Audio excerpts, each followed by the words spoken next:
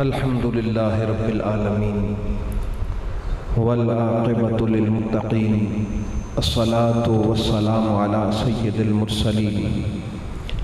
اما بعد فاعوذ باللہ من الشیطان الرجیم بسم اللہ الرحمن الرحیم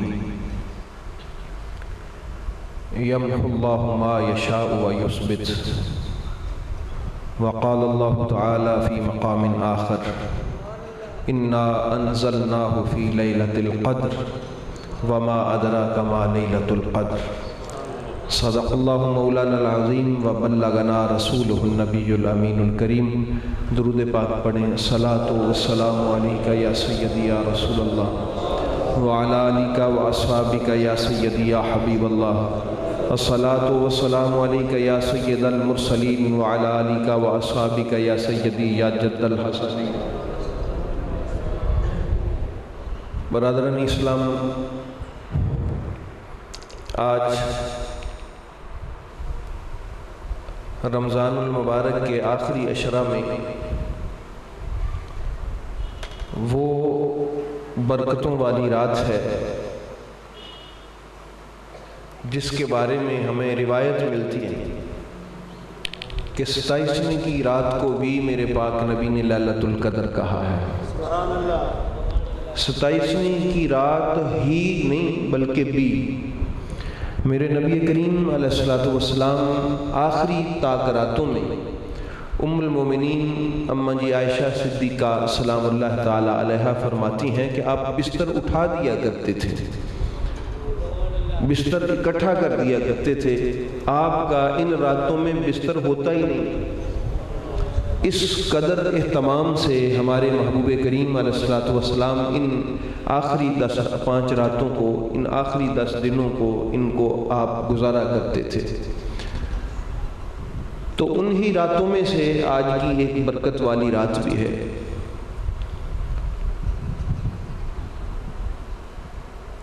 اس آیہ کریمہ کو جو میں نے آپ کے سامنے تلاوت کی، انا انزلناہ فی لیلۃ القدر، اور ایک آیہ کریمہ کا حصہ تلاوت کیا یمحو اللہ ما یشاء ویثبت، اس میں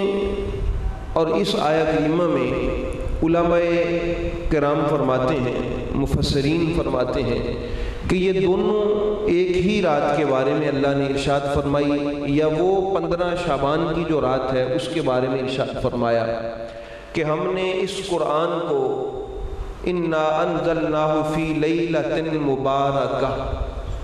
برکتوں والی رات میں نازل فرمایا، اور اس رات کے بارے میں کہا کہ انا انزلناہ فی لیلۃ القدر، ہم نے اس کو قدر والی رات میں نازل فرمایا۔ یعنی کہ قرآن پاک کے اعتبار سے، قرآن پاک کے نزول کے اعتبار سے آپ نے اس بات کو بڑی توجہ سے سمجھنا ہے۔ یہ ہم برتھ ڈے نہیں مناتے جس طرح اپنی برتھ ڈے ہم مناتے ہیں کہ فلاں کی آج سالانہ جو ہے وہ برتھ ڈے ہے، اس کی ایک پروگرام بنایا ہوا ہے، ایک نشست کا انعقاد کیا گیا ہے، اس کو ہمارے دنیا دار لوگ ایز اے برتھ ڈے کے طور پہ اس کو مناتے ہیں۔ اسی طرح قرآن پاک کی نزول کے اعتبار سے جب اس کو دیکھا تو اللہ رب العزت انا انزلناہ فی لیلۃ القدر میں یہ نہ بھولنے والے لمحات ہیں، کیونکہ یہی وہ لمحہ ہے کہ جس لمحے اللہ نے اپنے محبوب کے قلب اطہر پر قرآن نازل فرمایا ہے۔ تو یہ جشن نزول قرآن تو ہے، لیکن یہ میرے محبوب کریم علیہ السلام پر جو پہلی وحی نازل ہوئی تو اس کو اللہ تعالیٰ سیلیبریٹ کر رہا ہے۔ پہلی وحی نازل ہوئی جب، اس کو اللہ تعالیٰ سیلیبریٹ کر رہا ہے۔ اللہ نے وہ لمحہ بھولنے نہیں دیا، وہ لمحہ اس کو اللہ پاک نے مسلمانوں اور مومنوں کے دلوں اور نگاہوں سے اوجھل نہیں ہونے دیا، اس کو ان الفاظ سے یاد رکھا کہ انا انزلناہ فی لیلۃ القدر، یہ وہی قدر والی رات ہے کہ جس رات میں میں نے اپنے محبوب کے قلب اطہر پر اپنا کلام نازل فرمایا۔ اور پیچھے آپ نے وہ جو لیلۃ المبارکہ کہا ہے کہ برکتوں والی رات میں نازل فرمایا، اس میں مفسرین فرماتے ہیں کہ اللہ نے آسمان اول پر اکٹھا قرآن نازل فرمایا، اور آسمان اول سے پھر 23 سال کے عرصے میں جیسے جیسے ضرورت محسوس ہوتی رہی، موقع اللہ تعالیٰ نے مناسب سمجھا، اس موقع کے اعتبار اور مناسبت سے اللہ تعالیٰ وحی کا نزول فرماتا رہا۔ میرے محبوب کریم علیہ السلام سے کوئی سوال پوچھا جاتا تو اللہ تعالیٰ اس پر وحی، اس موقع پر وحی کا نزول فرماتے۔ کوئی معاملہ دار پیش ہوتا تو اس موقع پر اللہ کی جناب سے آیات کا نزول ہوتا۔ تو برادران اسلام، آیات کا نزول ہوا، اقرا بسم ربک، اور یہ بھی یاد رکھیں اللہ نے قرآن پاک میں یہ جو ارشاد فرمایا ہے کہ لو انزلنا ھذا القرآن علی جبل، اگر میں اس قرآن کو کسی پہاڑ پہ نہیں، کیونکہ یہ عربی جاننے والے لوگ صرف سمجھتے ہیں کہ یہ جو دو زیریں زبریں پیشے ہوتی ہیں، تنوین ہے یہ کسی لفظ کی عظمت کے لیے آتی ہے۔ اللہ فرماتا ہے کوئی بہت عظیم پہاڑ ہوتا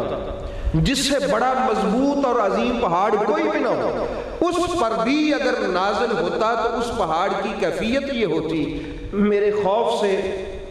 میری خشیت سے وہ جھکتا جاتا، پھٹتا جاتا، گرتا جاتا، ریزہ ریزہ ہو جاتا۔ یعنی یہ قرآن پاک کی ایک یہاں ایک صفت بھی آپ کو صرف یہ آیہ کریمہ کے ترجمہ کے حوالہ سے نہیں ہے، دو باتیں کہ اگر قرآن کسی مضبوط پہاڑ پہ نازل ہوتا ہے جو سب سے مضبوط اور بڑا ہے تو اس کی یہ کیفیت ہوتی کہ وہ خوف الہی سے گرتا چلا جاتا، پھٹتا چلا جاتا، ریزہ ریزہ ہو جاتا۔ تو قربان جاؤں قلب مصطفیٰ پر کہ جب نازل ہوا تو دھڑکن بھی تیز نہیں ہوئی۔ اندازہ کریں، سلام کریں اپنے پاک نبی کی عظمتوں کو۔ اللہ تعالیٰ بتانا سمجھانا چاہتا ہے، فرمایا کہ میرے محبوب کی دھڑکن میں بھی ذرا فرق نہیں آیا۔ ایک تو ہوتا ہے نا کہ میرے محبوب کریم علیہ السلام کی طبیعت کوئی ناساز ہو گئی ہو، نہیں، میرے محبوب کریم علیہ السلام باتیں کر رہے ہوتے، صحابہ کرام رضوان اللہ تعالیٰ علیہ اجمعین پر سلام ہو، انہوں نے کہا کہ میرے محبوب ہمارے ساتھ باتیں کرتے کرتے ہمیں خود ہی بتاتے کہ یہ بات میری ہے اور یہ میرے اللہ کی، ہمیں کوئی نہ پتا ہوتا ہے کہ اس کی کون سی ہے، خدا کی کون سی ہے، یعنی اس حساب سے بھی نازل ہو جاتی کہ ہمیں محسوس کرنا ہوتا کہ ابھی تو ہمارے ساتھ باتیں ہو رہی تھی اور ابھی میرے محبوب نے فرما دیا ابھی ہمیں اللہ کا یہ پیغام دیا ہے۔ یہ تو میرے محبوب نے ونڈ کی تو پتا چلا یہ قرآن ہے، یہ حدیث ہے، زبان ایک ہی چیز، اسی زبان میں خدا بولتا تھا، اسی زبان سے بولتا تھا۔ یہ تو میرے محبوب تھے کہ بتاتے رہے کہ یہ قرآن ہے، یہ میرا فرمان ہے، ہمیں پتہ چلتا رہا۔ تو سمجھنے بات میری سمجھ آئی کہ نہیں؟ پہاڑ پہ نازل ہوتا نا تو وہ خوف اور خشیت الہی سے گرتا چلا جاتا، پھٹتا چلا جاتا اور ریزہ ریزہ ہو جاتا، لیکن قلب مصطفیٰ کی عظمت کو سلام، جتنا مضبوط وہ دل ہے اللہ نے اپنے محبوب کو عطا فرمایا، اس پر قرآن نازل ہوتا ہے تو ان کی دھڑکنوں میں بھی کوئی بات نہیں آتا، ان کی جو ہارٹ بیٹ ہے اس میں بھی فرق نہیں آتا، وہ اپنے ناز انداز میں چل رہا۔ تو یہ ہے قلب مصطفیٰ کی، تو میرے مصطفیٰ کریم کے دل کا مقام۔ تو آج کی رات میں اکثر آپ نے سنا ہوگا کہ 27 کو قرآن اور صحب قرآن کے نام سے اکثر پروگرام ہوتے ہیں، تو اس لیے آغاز میں نے قرآن والے صحب قرآن کو سلام پیش کیا۔ قرآن بڑی عظمتوں والی چیز ہے، قرآن کی کیا بات ہے، قرآن پاک بڑا بہت عظیم و شان، اور یہ بھی ذہن میں رکھیں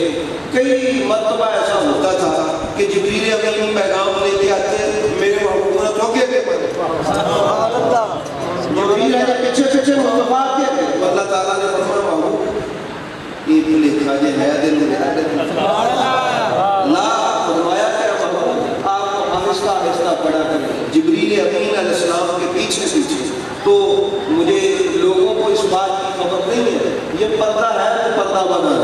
تو اس لیے برادران اسلام میرے محبوب کریم علیہ السلام کے قلب اطہر پر، اور اس سے ایک اور بات ذہن میں رکھیں کہ قرآن جہاں پر نازل ہونا، اس نازل ہونے والی جگہ پر اس کے اثرات یہ ہوتے ہیں، قرآن جہاں جہاں بھی قرآن منسوب ہوتا جائے، جس جس جگہ سے بھی وہاں پر یہ خشیت عجز و انکساری اللہ کی بارگاہ میں گرا دینے کے صفت کا عام جو جہاں قرآن نازل ہوا وہ لوگ جن کے گھر میں قرآن نازل ہوا، ایک تو میرے مصطفیٰ کی ذات ہے اور ایک وہ گھر ہے جہاں قرآن نازل ہوا، اس لیے آپ ان افراد میں سے دیکھیں گے، جناب ابو طالب کو دیکھیں گے عجز و انکساری کا پیکر، کیونکہ ان کے گھر میں قرآن نازل ہوگا۔ حضور مولا کائنات کو دیکھیں تو عجز و انکساری کا پیکر، حسنین کریمین اور سیدہ کائنات کو دیکھیں تو عجز و انکساری کا پیکر۔ تو برادر میں اسلام پتہ چلا کہ یہ قرآن کی صفت ہے کہ جہاں جہاں ٹچ ہوتا ہے وہاں عجز و انکساری کی دولتیں بانٹتا چلا جاتا ہے، خوف و خشیت ان کو عطا کرتا چلا جاتا ہے۔ یہ قرآن پاک کی ایک صفت ہے، تو اس لیے برادر میں اسلام آپ بھی اس سے وابستہ ہو کے دیکھیں، انشاءاللہ العزیز اس کا یہ فیض ہے قرآن کا کہ قرآن صاحب قرآن سے محبت ہو، صاحب قرآن سے کیا ہو؟ محبت ہو صاحب قرآن سے، یہ شرط ہے۔ تو قرآن خشیت بھی دیتا ہے، خوف بھی دیتا ہے، عجز بھی دیتا ہے، انکساری بھی دیتا ہے۔ قرآن اللہ کا حضور جھکاتا ہی چلا جاتا ہے، مگر شرط یہ ہے کہ قرآن والوں سے قرآن والوں سے۔ تو اس لیے برادر اسلام اللہ رب العزت کا شکر ادا کریں کہ اللہ پاک نے ہمیں قرآن پاک میں سوچتا تھا کہ قرآن پاک کہتے ہیں کسی شکل میں ہوگا قیامت والے دن، بڑی خوبصورت شکل میں ہوگا، تو اپنے پڑھنے والوں کو، تلاوت کرنے والوں کو پکڑ پکڑ کے اللہ کی رحمت کے سائے میں کھڑا کرتا چلا جائے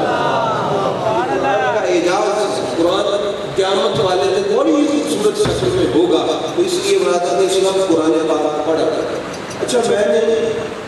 وہ آیت کریمہ پڑھی اِنَّا أَنزَلْنَاهُ فِي لَيْلَةِ الْقَدْرِ اِنَّا أَنزَلْنَاهُ فِي لَيْلَةٍ مُبَارَكَةٍ، تو دونوں کا مقصد یہی ہے کہ یعنی قرآن کی اگر اس رات سے نسبت ہوئی تو اللہ نے فرمایا وہ برکتوں والی ہوگی، اور قرآن کی اس رات سے نسبت ہوئی تو یہ قدر و عظمت والی ہوگی۔ تو بتانے کا مقصد کیا ہے کہ قرآن جہاں جہاں نسبت جو قرآن سے نسبت کر دیتا ہے، جس چیز کی نسبت قرآن سے ہو جاتی ہے وہ چیز برکت والی بھی ہو جاتی ہے، عظمت و قدر والی۔ سمجھ آئی؟ یہ قرآن پاک کا اعجاز۔ وہاں اس رات کو کہا کہ لیلہ مبارکہ، اس رات کو کہا لیلہ قدر، قدر والی رات۔ اس لیے برادر اسلام قرآن پاک اللہ رب العزت نے اپنے محبوب کریم علیہ السلام پر نازل فرمایا اور ہمیں اللہ نے عطا فرمایا۔ تو آج کی اس رات میں ہم کیوں اس کو مناتے ہیں؟ تو آئیے تھوڑا سا سبق سیکھ لیں میرے پاک نبی کے گھر والوں سے۔ حضرت سیدنا امام جعفر صادق اور حضرت سیدنا امام موسیٰ کاظم، ان سے چند ایک باتیں، ان کے وہ جو گلشن کے پھول ہیں آپ کی سماعت میں جن کی لے کے آئے۔ اچھا یہ سرکار نے فرمایا من احب شیئا اکثر ذکر، جو کوئی کسی سے محبت کرتا ہے اس کی عادت ہے وہ اکثر اسی کا ذکر۔ آپ محسوس کرتے ہوں گے کہ میں اکثر روایات جب بیان کرتا ہوں تو میں اماموں سے بیان کرتا ہوں۔ اچھا یہ بھی ذہن میں رکھیں، بہت سارے لوگ کہتے ہیں پتہ نہیں یہ امام جعفر صادق کون ہے، کیونکہ ہمارے ہاں تو آج تک حضور مولا علی کا تعارف بھی یہی رہا تھا کہ بس وہ نبی کے چوتھے خلیفہ ہیں، نبی کے 4 خلیفہ ہیں ان میں چوتھے حضرت علی، بس اتنا ہی تعارف رہا۔ پتہ نہیں ہے کہ علی مرتضیٰ کی شان کیا ہے، علی صدیق اکبر کے مولا کا نام،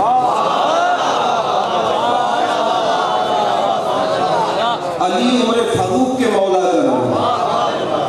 علی عثمان غنی کے مولا کا نام، علی ہر اس کے مولا کا نام ہے جس کا میرا نبی مولا ہے۔ ایسا کروا دیا گیا تو بہرحال برادر اسلام، تو جس طرح قرآن پاک کا فیض وہاں سے نصیب ہوتا ہے کہیں اور سے نہیں ہو سکتا، تو اس لیے برادر اسلام نبی رحمت صلی اللہ تعالیٰ علیہ وآلہ وسلم کی احادیث ہے،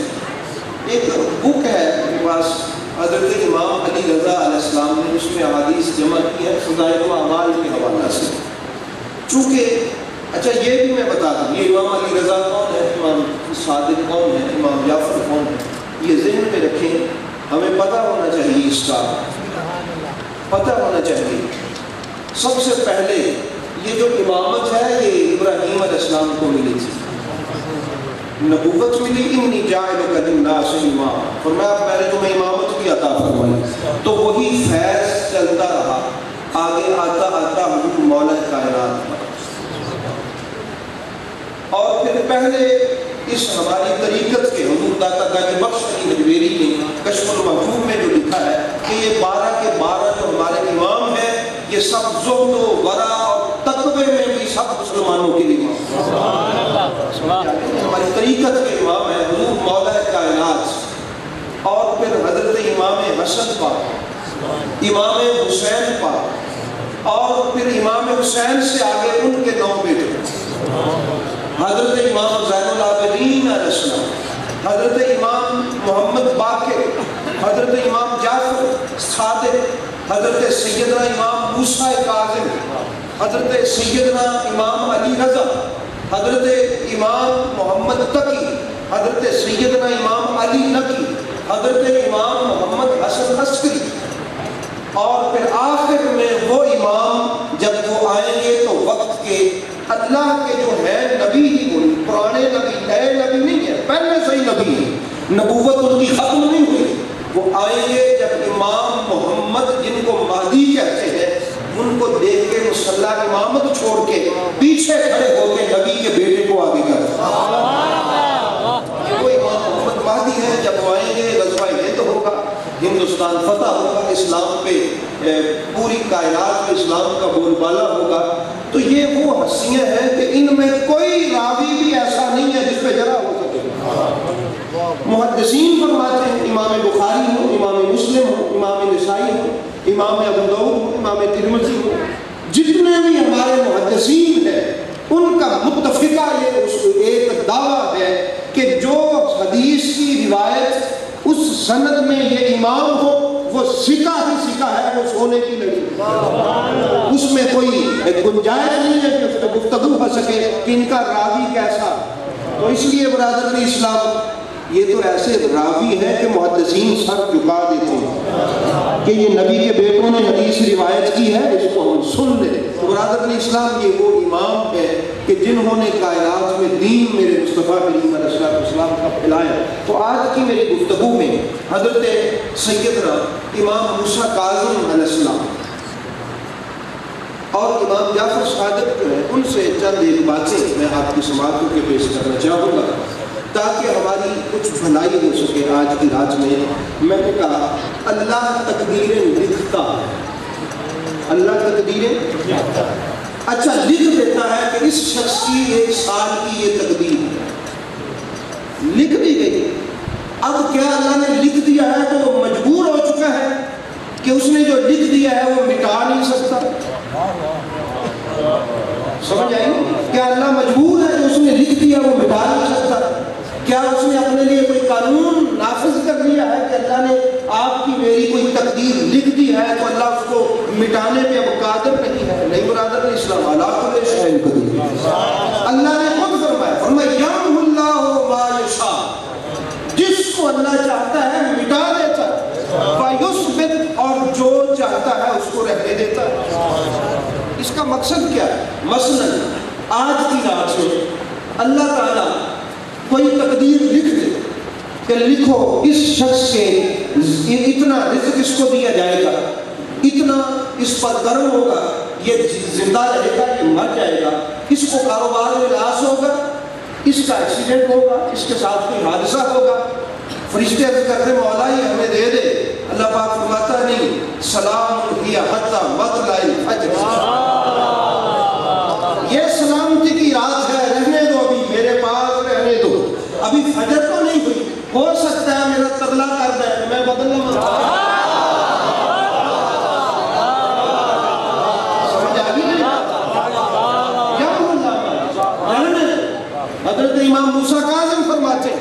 فرماتے اللہ رکھے رکھتا ہے اور انتظار کرتا ہے، ابھی فجر نہیں ہوئی، بندہ ہو سکتا ہے روئے گڑ گڑائے دعا مانگ لے میں بدل دوں، اس کا میں نے حادثہ لکھا تھا میں کاٹ دوں، میں نے اس کی موت لکھی تھی میں کاٹ دوں، میں نے اس کے رزق کی تنگی لکھی تھی ختم کر دوں۔ حضرت برادر